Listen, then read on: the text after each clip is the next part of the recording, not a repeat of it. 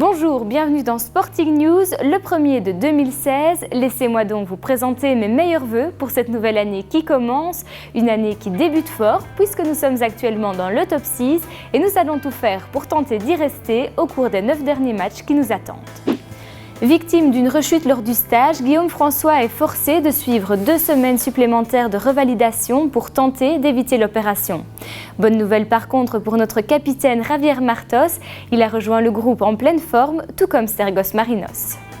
La semaine a également été marquée par le passage de Clémentin Mont face à la commission des litiges de l'Union belge.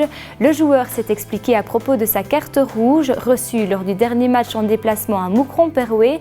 3 matchs de suspension sont prévus pour Clément, mais il entend bien changer la donne en allant en appel. La décision finale sera connue cet après-midi. S'il n'y a pas de changement, Clément sera suspendu dès demain pour le match à domicile face à Saint-Tron.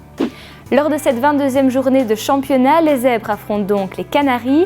Il y a eu pas mal de changements au sein de cette équipe ces derniers temps, mais il n'est pas question pour autant de la sous-estimer.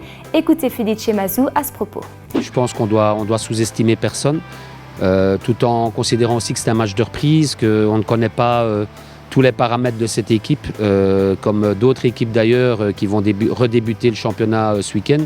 Donc c'est un match où on doit se concentrer d'abord sur nous-mêmes, sur nos valeurs, sur notre philosophie et puis être attentif d'abord au changement qu'il y a dans cette équipe. Voilà, Mario ce matin a mis en place cet adversaire tout en ne sachant pas certaines choses. Mais bon voilà, ça fait partie du foot. C'est pour ça qu'il faut être concentré d'abord sur nous-mêmes et puis être attentif à la philosophie de cette équipe puisque l'entraîneur est toujours le même et donc la philosophie elle sera là. Les points forts et les points faibles de cette philosophie, on a essayé de les mettre en évidence. Après il y a la qualité individuelle de certains joueurs qui viennent d'arriver, d'autres qui ne sont plus là, dont il faudra tenir compte.